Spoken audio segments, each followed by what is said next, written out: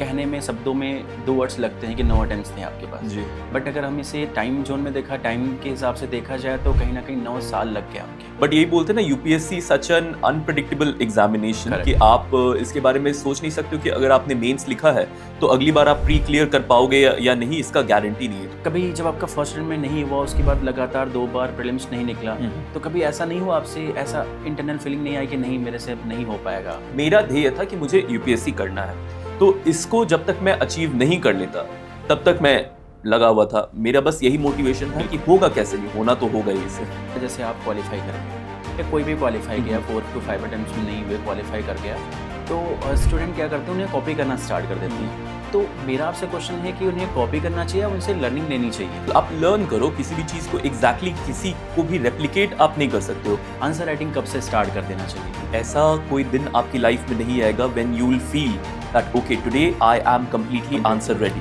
There won't come a day when you will suddenly wake up and you will be superman. Every day you will have to struggle. Hello, मैं पुष्पेंद्र हूँ, aspirant mentorship programme से। आज हमारे साथ वैभव विशाल sir हैं और इनके साथ अभी इनकी जर्नी देखेंगे, कैसे इन्होंने 9 अटेम्प्ट्स में क्वालिफाई किया यूपीएससी। सो सर, क्या अपने बारे में आप बताओगे कि आपकी एजुकेशनल बैकग्राउंड क्या रहा और कब आपने यूपीएससी के लिए इंस्पायर हुए कि अब स्टार्ट करना प्रिपरेशन? सबसे पहले तो धन्यवाद आपका मुझे अपने प्लेटफॉर्म पे बुलाने के लिए। I am really honoured. तो मेरी पैदाइश जो है वो बिहार शरीफ नालंदा की है, बट जो शुरुआती बेसिक एजुकेशन है वो मैंने पटना से की है। ग्रेजुएशन मेरी एमएस रामैया बैंगलोर से हुई है, इंफॉर्मेशन साइंस एंड इंजीनियरिंग, तो सॉफ्टवेयर इंजीनियर हूँ बाय ग्रेजुएशन। एंड देन 2016 में मैंने 2 प्लेसमेंट्स मेरी हुई, JP Morgan in Bombay and Fidelity investments in Chennai. दोनों ही को मैंने छोड़ करके प्रेपरेशन स्टार्ट की एंड पटना से मैंने अपनी सारी तैयारी कोशिश की कि मैंने वहाँ से तैयारी अपनी। तो एंड फाइनली 2025 में जाकर के मेरा रिजल्ट आया और क्लियर हो गया। क्लियर हो गया। ग्रेट। एंड सर, आप कुछ कहना चाहेंगे एस्पिरेंट मेंटरशिप प्रोग्राम के बारे में? जैसा मैंने पहले भी कहा कि एक गाइडेंस होना लाइफ में बहुत ज़रूरी होता है लोगों के लिए। बहुत सारे एस्पिरेंट्स होते हैं, वो ओआरएन और दिल्ली पहुंच तो जाते हैं, बट उन्हें पता नहीं है कि कैसे चीज़ों को एनालाइज करना है, क्योंकि मार्केट में कंटेंट बहुत ज़्यादा अवेलेबल है, बट उसको फिल्टर आउट करके जो आप तक सही तरीके से उसको पहुंचाए एंड आपको क्या उसे बोलते हैं ना, जैसे बचपन में माँ बाप उंगली पकड़ के चलाना सिखाते हैं, स्पून फीडिंग टाइप। तो बिल्कुल यहाँ जो मेंटर का एक जो रोल होता है वो बिल्कुल भगवान श्री कृष्ण की तरह होता है, जो अर्जुन को गाइड करते हैं कि नहीं, आपके पास तर्कश में बहुत सारे तीर हैं, बट उसको कहाँ और किस समय हिट करना है, कब हिट करना है, कहाँ यूज करना हाँ, है, ये वो इम्पोर्टेंट एक है। इम्पॉर्टेंट फैक्टर होता है। तो आई थिंक कि इसमें मेंटर का एक बहुत बड़ा रोल होता है। आपसे आगे की जर्नी हम वैभव विशाल सर से बात करते हैं कि सबसे पहले सर आपसे मैं ये जानना चाहूँगा कि 8 साल लगातार, मीन्स 8 अटेम्प्ट दिया आपने, 8 अटेम्प्ट दिया आपने और लगातार आप असफल रहे। बहुत सारे सोशल प्रेशर, फ्रेंड्स का प्रेशर, मतलब बहुत सारे प्रेशर्स आते हैं आपके पास, बहुत सारी कठिनाइयाँ आती हैं और आपने अपने आखिरी प्रयास में, जैसा कि हम जानते हैं ओबीसी में 9 अटेम्प्ट्स आते हैं आपके पास और लास्ट अटेम्प्ट में आपने क्वालिफाई कर दिखाया। सो कैसी फीलिंग थी जब पहली बार आपने पीडीएफ में अपना नाम देखा यूपीएससी के? सो क्या फीलिंग्स थी, क्या रिएक्शन था? पहले आप मुझे ये बताओगे आप?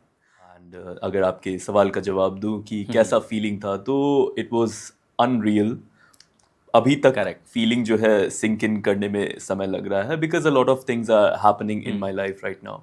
तो हाँ, ये ज़रूर कहूँगा कि it was a very magical experience and once you see your name in the holy PDF, उसके बाद से things do change a little bit. Right.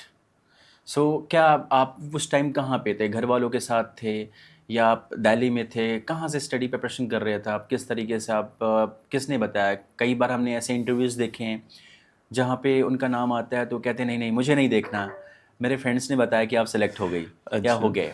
सो ऐसा कुछ रहा आपके साथ, कोई एक्सपीरियंस ऐसा कुछ शेयर करना चाहेंगे आप? जहाँ तक मुझे याद है 17 अप्रैल जो था वो लास्ट इंटरव्यू का डेट था एंड उसके बाद से हर दूसरे दिन स्पेकुलेशन बस ऑन थी कि बस आ जाने वाला है, आ जाने वाला है। बिल्कुल बिल्कुल। 22 तारीख को लोग कह रहे थे कि हाँ आज 90% चांसेस है कि आज आने वाला है। एक्चुअली मैं बीपीएससी में देने वाला था, 70th बीपीएससी का मेरा मेंस का पेपर था अगले ही दिन। बिल्कुल। तो एक हाथ में बुक थी एंड एक हाथ में फ़ोन था एंड मैं अपने रूम में बैठा हुआ था पटना में, जहाँ मेरा घर है। तो वहाँ पे बैठ के मैं एकांत में मतलब पढ़ तो नहीं रहा था, मतलब ऐसा शो कर रहा था कि मैं पढ़ रहा हूँ, क्योंकि अगले दिन मेंस का पेपर था। बिल्कुल। एंड मोबाइल में मैं सर्च कर रहा था कि शायद कुछ आ जाए, बिकॉज टेलीग्राम पे चल रहे थे कि हाँ भाई आ रहा है, नहीं आ रहा है, आ रहा है, नहीं आ रहा है, तो यही सिचुएशन थी। बट मैं अकेला था एंड आई वाज रेडी कि नहीं, जो भी होगा हाँ या ना मैं खुद देखूंगा। मीन्स 9 अटेम्प्ट्स थे आपको, कई सारे आपने अप्स एंड डाउन्स देखे। बिल्कुल। अब ये कहने में शब्दों में 2 वर्ड्स लगते हैं कि 9 अटेम्प्ट्स थे आपके पास, जी। बट अगर हम इसे टाइम जोन में देखा, टाइम के हिसाब से देखा जाए तो कहीं ना कहीं 9 साल लग गए आपके, राइट। सो यहाँ पे कैसा उतार चढ़ाव, कुछ एक्सपीरियंस शेयर करना चाहोगे? क्योंकि कई सारे स्टूडेंट आते हैं मोटिवेट होके कि नहीं एनी हाउ मुझे पहली अटेम्प्ट में क्वालिफाई करना है, बट ऐसा हो नहीं पाता। बहुत ही रेयरेस्ट केस में होता है कि फर्स्ट अटेम्प्ट में क्वालिफाई हो गया जी। आपका। तो ये कैसे इतने टाइम तक अपने आप को मोटिवेट रखा आपने, ये कुछ शेयर करोगे आप? सर मैं एक तो पहले ये बताना चाहूँगा कि मैंने भी जब सोचा था कि मुझे तैयारी करनी है, तो मैंने भी सोचा था कि फर्स्ट अटेम्प्ट को लास्ट अटेम्प्ट बनाऊंगा, एंड भगवान की दया से मेरे को मौका भी मिला। मैंने फर्स्ट अटेम्प्ट में ही मैंने मेंस भी लिखा था, ओह और ग्रेट। मेरे को 740 नंबर भी आ गए थे, 740 745। बट उस साल मैं इंटरव्यू का कॉल मिस कर गया बाय सम मार्क्स। तो ये मतलब मेरी प्रिपरेशन काफी अच्छी थी, बट यही बोलते हैं ना, UPSC such an unpredictable examination कि आप इसके बारे में सोच नहीं सकते हो कि अगर आपने मेंस लिखा है तो अगली बार आप प्री क्लियर कर पाओगे या नहीं, इसका गारंटी नहीं है। तो मैंने सेकंड जब मैंने प्री दिया तो I miss the cut off by 0.33 number, तो बस यहाँ पे फिर मिस हो गया। फिर अगली बार भी प्री दिया, 1 नंबर से मिस हो गया। तो ये साइकिल एक आप फंस जाते हो। लेकिन तैयारी बहुत अच्छी थी, क्योंकि आज की डेट में भी अगर 740 देखे जाए तो मेंस के हिसाब से बहुत अच्छे नंबर हैं। करेक्ट। ये मेरे को फर्स्ट अटेम्प्ट में ही आ गया। बट एक प्रोसेस में ईश्वर को शायद किसी लेसन को सिखाना था, शायद कुछ मैंने गलतियां कर दी होंगी जिसकी वजह से मैं थोड़ा सा प्रोलॉन्ग रहा। बट मैं यही कहूंगा कि आप अपना जो भी प्रयास हो, उसको फर्स्ट अटेम्प्ट हो या सेकंड अटेम्प्ट हो, उसको हमेशा ऐसा सोचो कि ये मेरा लास्ट अटेम्प्ट है, एंड पूरी एनर्जी डाल करके करो, सक्सेस आपकी जरूर होगी। बिल्कुल बिल्कुल। जैसा आप बता रहे थे कि फर्स्ट अटेम्प्ट में ही आपका था कि मुझे लास्ट अटेम्प्ट बनाना है अपना। जी। हर कोई यही सोच के आता जी। है। और जैसा मैंने भी सोचा था अपनी प्रिपरेशन के टाइम में, और मैंने स्टार्टिंग में भी मेरा सेम फोकस था। बट कभी जब आपका फर्स्ट अटेम्प्ट में नहीं हुआ, उसके बाद लगातार 2 बार प्रीलिम्स नहीं निकला, तो कभी ऐसा नहीं हुआ आपसे, ऐसा इंटरनल फीलिंग नहीं आई कि नहीं मेरे से अब नहीं हो पाएगा? ये एक ऐसा एग्जाम है सर कि आप खुद जानते हो कि हर चौथे दिन आप अपने आप पे सेल्फ डाउट करने लग जाते हो कि शायद Correct. बहुत ज्यादा सिलेबस है, मुझसे नहीं होगा, बिल्कुल। मैं कहाँ फंस गया हूँ, मैं कहाँ अच्छी फंस बड़ी गया? कॉर्पोरेट की जॉब, मेरे पास ऑलरेडी एक अच्छी कॉर्पोरेट की नौकरी थी, 2 नौकरियों को मैं छोड़ करके यहाँ आया हुआ था। ओह। तो एंड उसके बाद भी जब ये प्रीलिम्स में उलझने लग गया, तो पापा ने बोला कि आप स्टेट सर्विसेज भर दो। भर दिया, क्वालिफाई भी हो गया, बट उसको भी मैंने छोड़ दिया। अच्छा, स्टेट सर्विसेज को, बिहार पब्लिक सर्विस कमीशन भी मैंने BPSC छोड़ का। दिया। हाँ बिल्कुल, मैं पढ़ तो रहा था। फिर मतलब लोगों का एक प्रेशर हो जाता है, फैमिली प्रेशर, कि आप ज्वाइन क्यों नहीं कर रहे हो, क्योंकि अपने देश में सरकारी नौकरी को पूछा जाता है, बिल्कुल। एंड चाहे वो राज्य सरकार की हो, चाहे वो केंद्रीय सरकार की हो, बट खासकर नॉर्थ इंडिया जी में। जी, नॉर्थ इंडिया में तो बहुत ज्यादा, तो एक रिस्पेक्ट से देखा जाता है। And being able to reject that, मतलब वो पोजीशन पे आकर के आपने उसको छोड़ दिया, एक नहीं मैंने 2 बार छोड़ दिया। 2 बार तो छोड़ा। काफी क्वेश्चनेबल माहौल हो गया कि इस लड़के में क्या ऐसा है कि भाई इसको मिल रहा है, ये छोड़ रहा है, लोगों को मिलता नहीं है। तो मोटिवेशन जो था मेरा, बस यही था कि मैं कॉर्पोरेट की लाइफ, जो बॉम्बे में मेरे को जेपी मॉर्गन में मेरी प्लेसमेंट हुई थी, वहां से मैं अगर आ रहा हूं, तो मैंने ध्येय यही साधा था कि मुझे यूपीएससी क्रैक करना है। ये नहीं था कि हाँ मुझे सरकारी नौकरी करनी है। सारी सरकारी नौकरियां अच्छी होती है, जिसमें मन रमे वो करना चाहिए, बट मेरा ध्येय था कि मुझे यूपीएससी करना है। तो इसको जब तक मैं अचीव नहीं कर लेता, तब तक मैं लगा हुआ था। मेरा बस यही मोटिवेशन था कि होगा कैसे नहीं, होना तो होगा ही इसे। सो जैसा कि मुझे जो फील हुआ कि मोटिवेशनल का एक फैक्टर और था कि आपने ऐसा नहीं कि कंटिन्यूअस असफल हुए आपने स्टेट पीएसएस क्वालिफाई किया, एक जी। आपको बहुत बड़ा मोटिवेट करता जी है। जी, बिल्कुल किसी बिल्कुल। के लिए एक मतलब मैंने देखा है, कई लोग असिस्टेंट कमांडेंट एग्जाम देते हैं ड्यूरिंग यूपीएससी प्रिपरेशन, एंड कई लोग स्टेट पीएसएस देते हैं, क्वालिफाई भी करते हैं, राइट। बट आपने भी क्वालिफाई किया, जी और जो कहीं ना कहीं आपको एक मोटिवेशनल का फैक्टर रहा बिल्कुल अपनी जर्नी बिल्कुल में। बिल्कुल। आपको कभी ये नहीं लगा, या अपनी फैमिली या सोशल प्रेशर जो आता है कि हाँ इससे कुछ नहीं होगा, कभी कभी लोग डाउट करने लगते हैं क्या सच में आपने दिया कि नहीं दिया, बट आपने जब 2 बार जॉब अपनी छोड़ दी है, जी वो भी स्टेट पीएससी जैसे जॉब छोड़ दी आपने, तो ये कोई नॉर्मल सी बात नहीं है, बिल्कुल। राइट। सो कहीं ना कहीं आप कुछ बताओगे, लाइक आज के टाइम में जो हमारे साथ जुड़ रहे हैं, जितने भी एस्पिरेंट हैं, मेंटरशिप एस्पिरेंट में जुड़ रहे हैं, तो उनको कैसे ये हेल्प करेगा कि क्या नीड है उनको अभी करंट टाइम में, क्या नीड है उनको, प्रीलिम्स कैसे क्वालिफाई कर सकते हैं, मेंस में क्या करना चाहिए, कुछ स्ट्रेटजी बताओगे अपनी, आपने क्या किया आपने? देखो सर, मैं किसी भी स्टूडेंट को मैं एक पिक्चराइजेशन थोड़ा सा कर दूं कि हमने महाभारत के बारे में बहुत सारे एसेज में हमने लिखा हुआ है। Correct. तो अर्जुन के पास स्किल्स बहुत सारी थी, बट Correct. जब तक उनके रथ पे कृष्ण नहीं आए थे तब तक उनकी स्किल्स भी जो थी वैसी नहीं थी कि 18 दिन में युद्ध समाप्त हो जाता। बिल्कुल। इसीलिए एक मेंटर या गाइड होना बहुत जरूरी होता है किसी के लिए भी, क्योंकि आपको एक डायरेक्शन लेस हो, आप अभी फिलहाल आपको सिर्फ पता है कि मुझे करना है कि नहीं, लेकिन आपको पता नहीं है कि किस तरफ जाना है आपको। बिल्कुल। तो सारथी होना बहुत जरूरी होता है। तो वो मेंटरशिप जो होती है वो आपको किसी भी सोर्स से अगर आपको मिल रही है, प्लेटफॉर्म अवेलेबल है मार्केट में बहुत सारे, आपके भी हैं, तो आप उसको यूटिलाइज करोगे तो उससे क्या होता है कि आपको एक मार्गदर्शन मिल जाता है कि आपको किस तरफ आगे बढ़ना है। वरना मेरे पास अभी बहुत सारे कॉल्स आ रहे हैं स्टूडेंट्स के, दे आर लाइक कि सर मेरे को प्रिपरेशन करनी है, फर्स्ट अटेम्प्ट में निकालना है, बट दे आर एमलेस कि मेरे को मतलब करना कैसे वो नहीं समझ में आ रहा है। तो मैं अब एक इंसान को मैं अकेले कितने लोगों को गाइड कर पाऊंगा। लेकिन अगर कोई फैसिलिटी अवेलेबल है वहां पे, अगर आप आ रहे हो, स्टूडेंट से मैं यही कहूंगा कि अगर आप आ रहे हो तो आपको बहुत अच्छा मार्गदर्शन मिलेगा। आपके रथ का सारथी बन करके आप लोग बहुत अच्छा गाइडेंस उनको प्रोवाइड कर सकते हैं, and then they can definitely succeed in their first attempts. नहीं, बहुत अच्छा आपने रिलेट किया महाभारत से, और काफ़ी सच बात है कि 18 डेज में, मतलब कहते नहीं कि उनके पास सेना बहुत थी जी, वो जीत सकते थे, बट उनके साथ कृष्ण नहीं थे, श्री कृष्ण नहीं थे उनके पास। और हर कोई को आज के टाइम में सारथी चाहिए, श्री कृष्ण जैसा सारथी मिल जाए तो आप एक बार में क्वालिफाई कर सकते हो। मैंने इस करोल बाग में रहा काफ़ी टाइम, मैं कई स्टूडेंट से बात करता हूँ, हर स्टूडेंट के पीछे मैंने एक चीज़ देखा है कि उन्हें लैक ऑफ गाइडेंस मीन्स उन्हें पता है कि एनसीईआरटी लेनी है, लक्ष्मीकांत लेनी है, स्टार्ट कर देना, बट ये नहीं पता उसका यूज कहाँ पे है। बिल्कुल।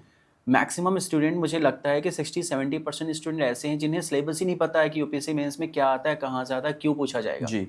और हमें ये जानना बहुत ही ज़्यादा इंपॉर्टेंट है कि पता तो लगे कि हाँ, अगर हमने लक्ष्मीकांत पढ़ा तो इसका यूज है कहाँ पे, कितना है। सही बात है। अगर मैंने art and culture GS paper 1 में देखा तो उसके क्वेश्चंस कहाँ से आ रहे हैं, क्लासिकल डांस फॉर्म से आ रहे हैं, आर्किटेक्ट से आ रहे हैं, टेम्पल आर्किटेक्ट से आ रहे हैं, तो हमें पता होना चाहिए जी जी बिल्कुल। तो इसीलिए मैं आपसे पूछना चाहता हूँ कि ये कैसे हम एनालाइज कर सकते हैं। लाइक कुछ प्रीवियस ईयर लोग कहते हैं कि पीवाई की क्वेश्चंस करो, तो आपका क्या रोल है पीवाई की क्वेश्चंस में कुछ एनालाइज करने में, बताओगे आप मुझे? सबसे पहले तो मैं ये कहूँगा कि जो यूपीएससी की सिलेबस है वो अपने आप में एक बहुत अच्छी गाइडलाइन है आपको बताने के लिए, किसी भी स्टूडेंट को बताने के लिए कि एग्जैक्टली आपको पढ़ना क्या है। क्योंकि बहुत लोग क्या करते हैं, आप स्टार्ट तो कर देते हैं बट आपने कभी सिलेबस कॉपी ढंग से पढ़ी ही नहीं है। वो अपने आप में उसमें इतने सारे कीवर्ड्स हैं, अपने आप में उसमें इतनी सारी चीज़ें हैं कि अगर आप उसको 7 बार 10 बार अगर पढ़ोगे तो आपको पता चलेगा कि मैं जब द हिंदू पढ़ने जा रहा हूँ या फिर मैं किसी कोचिंग का मटेरियल पढ़ने जा रहा हूँ या फिर मेरे को द हिंदू एनसीईआरटीज पढ़नी है, तो मुझे कौन सा पोर्शन जो है निकालना है, कवर करना है, कौन सा पोर्शन नहीं पढ़ना है, क्योंकि what to read, what to not, and what not to read, and how to read as well। तो ये है कि सिलेबस कॉपी को बिल्कुल माइंड में रखना चाहिए। इसके अलावा जैसे आपने पूछा पीवाईक्यूज, तो PYQs literally they are gold, क्योंकि आपको यूपीएससी की लैंग्वेज अंडरस्टैंड करनी होती है। जैसे हम लोग जब टेस्ट सीरीज लगाते हैं किसी भी इंस्टीट्यूट की, तो हमें क्या पता चलता है कि उसकी जो लैंग्वेज होती है वो 1 या 2 टेस्ट सीरीज लगाने के बाद आपको समझ में आने लग जाती है कि अच्छा, अगर ऐसी लाइन लिखी हुई है तो प्रीलिम्स में अगर मैं इनके वाली टेस्ट सीरीज अटेम्प्ट कर रहा हूं तो ये क्वेश्चन का आंसर ये गलत ही होगा।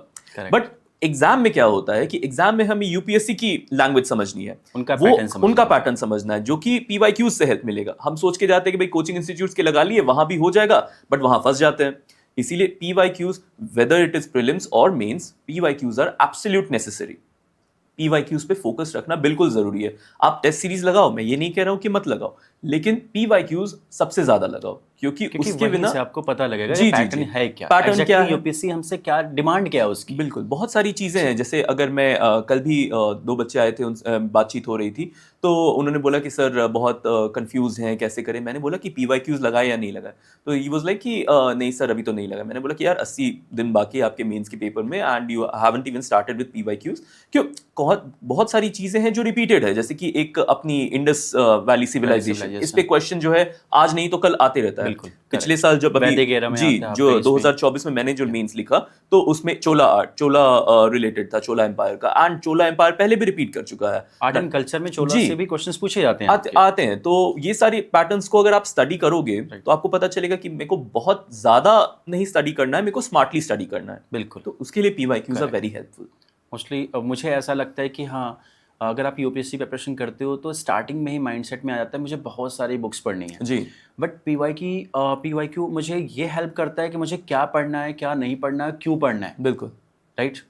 और दूसरा सबसे ज़्यादा लोगों को कन्फ्यूज़न होता है कि आज के टाइम में काफ़ी मैगजीन्स आती हैं मार्केट में करंट अफेयर की और कई सारे वेबसाइट पे मिल जाते हैं, तो क्या न्यूज़पेपर पढ़ना इंपॉर्टेंट है कि एडिटोरियल देखना चाहिए या द हिंदू, इंडियन एक्सप्रेस कुछ पढ़ना चाहिए या मैं किसी मैगजीन्स पे अलाइन रहूँ, ऐसा कुछ है, कुछ एडवाइस दोगे आप? देखिए मैं तो यही सजेस्ट करूंगा कि द हिंदू पढ़ना इज एब्सोल्युटली मैंडेटरी एंड ये तो आप तब तक करते रहो, मतलब अगर आजीवन करो तो सबसे अच्छा है, क्योंकि एक नॉलेज बेस Habit एनहांस में होना होता चाहिए है। आपके। मैं खुद जब मेरे को बैक ऑफ द माइंड ये था कि मेरे को यूपीएससी करना है, but during the graduation days only I started preparing, तो मेरे को द हिंदू न्यूज़पेपर जो है उसी समय से मैंने सब्सक्रिप्शन ले लिया and I started reading that. तो उसमें पढ़ना बहुत ज़्यादा नहीं करना है आपको, फ्रंट पेज पढ़ना है एंड एडिटोरियल्स इतने तो आप ज़रूर ही करो। फ्रंट पेज पे मैंने हाँ देख जी, लिया सुप्रीम कोर्ट, हाई कोर्ट, बिल्कुल जस्टिस, विल्स एंड लॉ जो उसके भी जो है। मतलब रहते हैं ना कि सी ऑन पेज फलाना, तो आप वो देख लो कि भाई हाँ भाई फ्रंट पेज के सारे न्यूज़ मेरे कवर्ड है।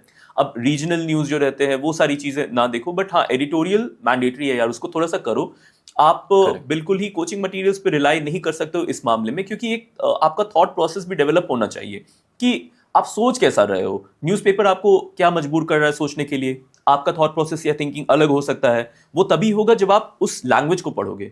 अपने कोचिंग मटेरियल्स में क्या होता है कि उसको एलैबोरेट करके बता दिया कि अच्छा ठीक है, क्योंकि इंडस वाटर ट्रीटी जो है इंडिया और पाकिस्तान के बीच में थी, तो उसका इतिहास क्या है, उसके प्रोज क्या है, कॉन्स क्या है, वो थोड़ा सा एक आपका ऑब्जेक्टिव टाइप एनालिसिस हो जाता है। कहीं बट ना कहीं कोचिंग वालों का जी ग्रूमिंग हो रही है, आपकी नहीं हो पा हाँ, रही है, आप आपका माइंडसेट उतना सब्जेक्टिव डेवलप नहीं हो एनालिसिस जो पा है रहा है। वो तभी होगा जब आप न्यूज़पेपर पढ़ोगे कि आज इसने कुछ लिखा हुआ है, कल किसी और लेखक ने कुछ और लिखा हुआ है उसके बारे में, तो आपको पता चलेगा कि नहीं इसमें बहुत सारे डिमेंशंस है and UPSC is all about dimensions. बिल्कुल करेक्ट। एंड जैसा अभी आपसे तो काफ़ी कुछ आपने मोटिवेट किया, बच्चों को बताया भी।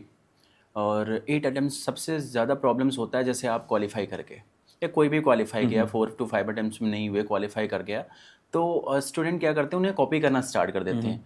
तो मेरा आपसे क्वेश्चन है कि उन्हें कॉपी करना चाहिए या उनसे लर्निंग लेनी चाहिए? नहीं बिल्कुल, आप लर्न करो किसी भी चीज को, एग्जैक्टली किसी को भी रेप्लिकेट आप नहीं कर सकते हो। जैसे मैंने खुद जो है GS1 मेरे बहुत सारे नोट्स जो है मैंने कनिष्क कटारिया सर जो है 2018 के टॉपर बिल्कुल, उनसे लिया है। GS3 में मैंने हेल्प ली है सत्यम गांधी सर के नोट्स से। तो आप टॉपर्स के नोट्स जी देखने जी आप हेल्प लो, लेकिन एग्जैक्टली अब मैं बोलूंगा कि यार मैं तो 5 बजे सुबह उठ जाता हूँ एंड पढ़ने के लिए बैठ जाता हूँ, तो आप उस चीज को रेप्लिकेट तभी कर सकते हो जब आपकी वो आइडेंटिटी हो कि हाँ भाई मैं I am a very morning person.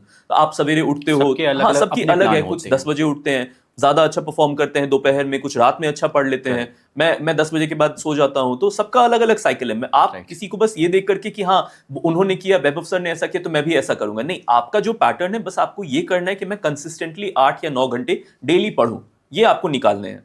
8 to 9 hours पढ़ लो या आप, कहीं ना कहीं मंथली आपका टारगेट होता है कि अगर 8 to 9 आवर्स आप पढ़ाई कर रहे हो तो मंथली बेसिस 240 आवर्स आपकी स्टडी इजीली हो जाती है। बिल्कुल कंटिन्यू अगर आप प्रिपरेशन कर रहे हो आप तो 2400 की स्टडी आवर्स हो जाती है आपकी।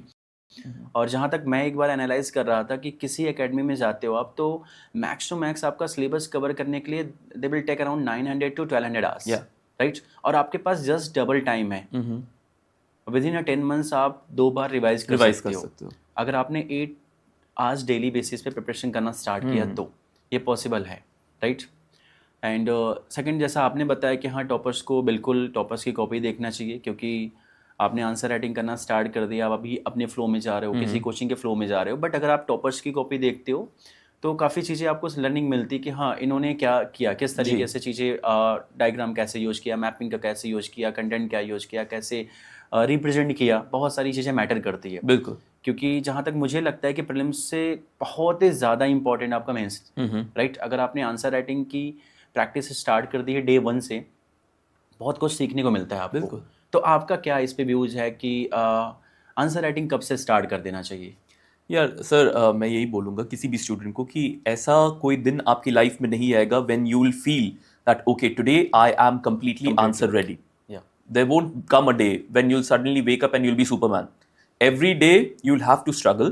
आप ठीक है, अभी मैं ये नहीं बोल रहा हूँ कि स्टार्टिंग डे 1 से लिखने लग जाओ, but then if you have studied for let's say 1 month, आपने कुछ सिलेबस के टॉपिक्स सिलेबस कवर कर लिए है, आपने एनसीईआरटीज पढ़ ली है, आपने जो बेसिक बुक्स है आपकी बिपिन चंद्रा पढ़ ली है, पॉलिटी के लक्ष्मीकांत, कुछ भी कर लिया है, then you start with at least one PYQ, or let's say if something is available on the क्यों ना internet, हम open book test series start कुछ भी करो, लेकिन बट स्टार्ट करो।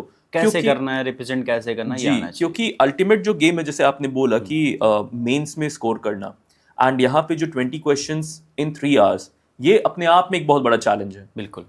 हमें अगर टाइम दे दिया जाएगा, क्वेश्चन दे दिया जाएगा, आधे घंटे में हम लोग 150 वर्ड्स का या 250 वर्ड का आंसर अच्छे से लिख सकते हैं। बट गेम वो नहीं है, गेम है कि 7 मिनट में लिखना है एंड 9 मिनट में लिखना है, एंड ये चीज़ बहुत लोग कर नहीं पाते हैं। तो कहीं ना कहीं प्रैक्टिस आपको बिल्कुल। ले आनी है, जो आप 15, 20, 25 मिनट्स में बिल्कुल, लिखते हो बिल्कुल, उसे बिल्कुल। कन्वर्ट करना है 7 to 8 मिनट्स। बिल्कुल।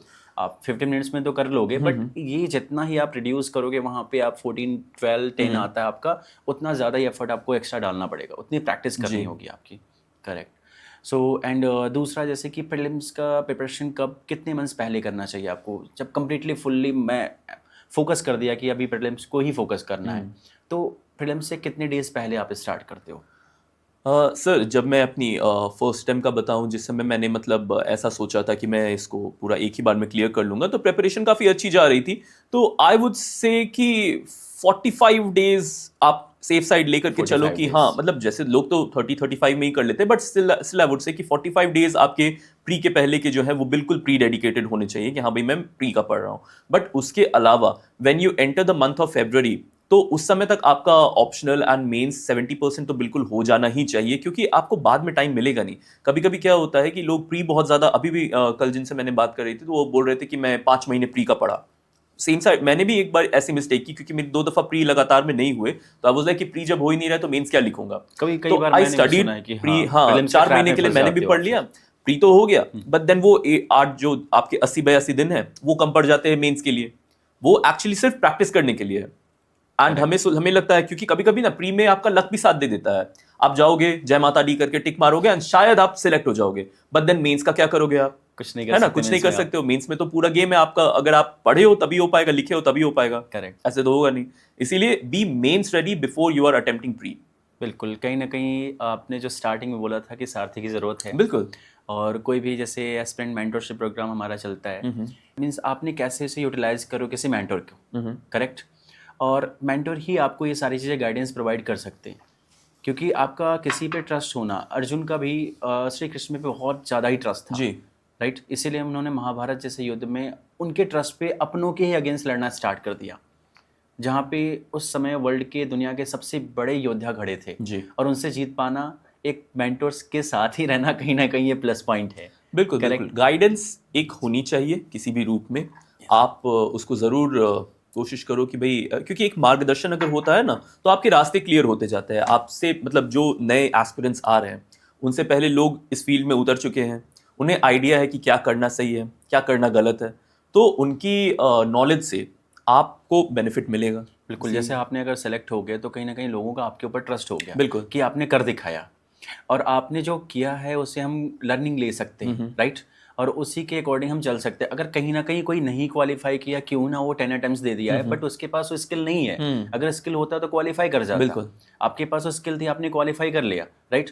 अब आप किसी को गाइडेंस देते हो तो उसके लिए तो प्लस पॉइंट है ना। और कोचिंग से ज़्यादा नीड मुझे लगता है कि मेंटरशिप प्रोग्राम का है इस टाइम में, क्योंकि कोचिंग कहीं ना कहीं आपको मिल जाती है। आज के टाइम में कई सारे प्लेटफॉर्म है, यूट्यूब है, टेलीग्राम है, जहाँ पे क्लासेस मिल जा रही है आपको, बट उस क्लासेस का यूज कैसे करना ये आपको कहीं ना कहीं मेंटर्स ही बताते हैं आपको। बिल्कुल। राइट। अब जैसे कि आपने मेंस दिया, अपना प्रीलिम्स दिया, आपके पास अलग सा बहुत सारे एक्सपीरियंस अलग से हैं, और आखिरी जैसे इससे पहले भी इंटरव्यू दिया था या फर्स्ट इंटरव्यू? नहीं, ये मेरा first and last UPSC interview था। ग्रेट। मतलब पहली बार इंटरव्यू अपियर जी। किया आपने और क्वालिफाई कर लिया, जी। तो कैसा एक्सपीरियंस रहा इंटरव्यू में आपका? बढ़िया रहा, मतलब आई वाज रियली हैप्पी कि मुझे ढोलपुर हाउस बुलाया गया है, मुझे अंदर जाने का मौका मिला है। तो parents were also very happy कि यार अंदर, बाहर तक तो ले आए हो, अंदर भी ले जाओ। मैंने बोला ठीक है ले जाएंगे, एंड भगवान की दया से अंदर भी ले गए। तो वहाँ पे अपना सारा अरेंजमेंट्स बहुत अच्छा था। आई वॉजंट वेरी एंशियस, मेरे को था कि नहीं भाई मैं आया हूँ तो मैं अच्छे से परफॉर्म करके जाऊँगा। बहुत लोग थे कि नहीं यार मेरा पिछले बार का इंटरव्यू में अच्छा नहीं गया था, इस बार पता नहीं कैसा जाएगा, ये बोर्ड मिलेगा वो बोर्ड मिलेगा। मैंने बोला कि भाई मेरे पास तो अपॉर्चुनिटी है नहीं, यही है फर्स्ट एंड लास्ट जो भी है, मैं जाऊँगा, मैं अच्छे से स्माइल करके बात करके चला आऊँगा, बस that's it. And it worked for my me I guess, and result हमारे सामने है। एंड अच्छे स्कोर है, 187 is good marks in interview I guess. Okay okay, 187। Yeah. और आपके मेंस में कितने मार्क्स थे? 725। 725। Okay done. सो अब आप डन हो, मीन्स आपका क्लियर हो गया, आप सीधे लवासना। अब तो अटेम्प्ट्स रहे नहीं, अगर रहते तो शायद आई वुड हैव थॉट कि नहीं बाकी चलो। अभी स्टूडेंट्स को क्या गाइडेंस दोगे आप, जैसे जो अभी स्टार्ट कर रहे हैं, कुछ लास्ट मोमेंट पे गाइडेंस मैं स्टूडेंट्स को यही बोलूंगा यार कि आप कंटेंट जो मार्केट में इतने सारे डेली क्या आप अगर आर्ली भी देखोगे तो कोई एक नया पीडीएफ आ जाएगा। You have to focus upon the basic books, read them multiple times. मैं बहुत जगह और भी मेरे से लोगों ने जब पूछा है तो मैंने यही बोला है कि एक किताब को 100 बार पढ़नी है, ना कि 100 अलग अलग किताबों को एक एक बार पढ़नी है। अब यहाँ रोल आता है मेंटरशिप। हाँ जी बिल्कुल। यहाँ पे एस्पिरेंट मेंटरशिप जैसे प्रोग्राम में आप इनरोल करके इजीली स्टार्ट कर सकते हो सारी चीज़ें, राइट। जहाँ पे वो आपको प्रॉपर गाइडेंस दे देंगे, क्या पढ़ना है, क्यों पढ़ना है, कितने डेप्थ में जाके पढ़ना है और क्या छोड़ना है आपको, ज़रूर। राइट। ये कभी आपने भी लाइक ये सारी चीज़ें यूटिलाइज किया, मीन्स कहीं ना कहीं मेंटरिंग तो आपने स्टार्ट किया हमारे साथ, राइट जी। सो आपने देखा कि चीज़ें कैसे चीज़ें प्रोवाइड होती हैं और आप भी फ्यूचर में गाइडेंस दे रहे हो बच्चों को आप, और अगर अच्छा रहा तो कुछ टाइम तक आप भी बच्चों को हमारे साथ गाइडेंस दोगे ही। Let's see. बाकी आपके ऊपर डिपेंड करता है कि कितना मोटिवेट करोगे किसी को या कैसे उन्हें आप। मैं तो बस इतना मानता हूँ यार कि मेरी स्टोरी से अगर एक भी इंसान मोटिवेट हो जाए तो मेरा जिंदगी सार्थक है। नहीं सच बात है, आपने 9 ईयर लगा दिए अपने और आपको लगता है कि हाँ किसी किसी का टाइम बच जाता है, तो लाइफ में सबसे बड़ी बात यही होती है। सही बात। और अगर फर्स्ट या सेकंड अटेम्प्ट में क्वालिफाई कर जाते हैं तो आपको ज़्यादा हैप्पीनेस में बिल्कुल बहुत प्राउड फील होगा। बिल्कुल बिल्कुल, क्योंकि आप तो अपनी मंजिल पे पहुंच चुके हो आप, राइट। कोई भी पहुंचे मेरी वजह से, अगर किसी और को मैं पहुंचा पाया तो भाई बहुत अच्छी, बहुत हैप्पीनेस खुशी यही है। आता है, हमने एथिक्स में ही पढ़ा है जी जी कि चीज़ें काम करके आराम से निकल जाओ आप, राइट। आपसे बात करके काफ़ी अच्छा लगा। लास्ट मोमेंट में कुछ बोलना चाहते हैं आप 2026 या 27 एस्पिरेंट के लिए या फ्यूचर एस्पिरेंट्स के लिए, तो आप बोल सकते हैं। मैं बस यही कहूँगा यार कि अपने ऊपर विश्वास रखो। It's all about confidence. आप ऐसा नहीं है कि बहुत ज़्यादा डिफरेंस होता है टॉपर्स में एंड नॉन रैंकर्स या रैंकर्स में। बस यही है कि एक कंसिस्टेंसी मेंटेन रखो। आज के दिन उठ करके 14 घंटा पढ़ लिया, कल 4 घंटे भी नहीं पढ़े, ये नहीं आपको करना है कि भाई मैं सवेरे उठा, लॉन्ग टाइम 8 से 9 घंटे मेरे को डेली पढ़ना है, चाहे कुछ भी हो जाए, आंधी आए तूफान आए कुछ भी आए। तो ये अगर चीज आप मेंटेन करोगे, लाइफ में डिसिप्लिन बना के चलोगे, तो definitely you are gonna crack it. काफ़ी अच्छा लगा हमें वैभव सर से बात करके, काफ़ी कुछ सीखने को मिला। इन्होंने लगातार अपने 9 अटेम्प्ट्स के प्रयास में इन्होंने क्वालिफाई किया और जिस एनर्जी के साथ आज बैठे मोटिवेट कर रहे हैं, ये अलग ही लेवल का दिखता है। सो आज हम वैभव विशाल सर के साथ जुड़े और काफ़ी अच्छा लगा। एस्पिरेंट मेंटरशिप प्रोग्राम में आए, काफ़ी कुछ आपसे सीखने को मिला। आपने हमारे स्टूडेंट को भी काफ़ी कुछ मोटिवेट किया, बताया अपनी जर्नी के बारे में। आपको बहुत बहुत धन्यवाद हमारे एस्पिरेंट मेंटरशिप प्रोग्राम की तरफ से। Thank you.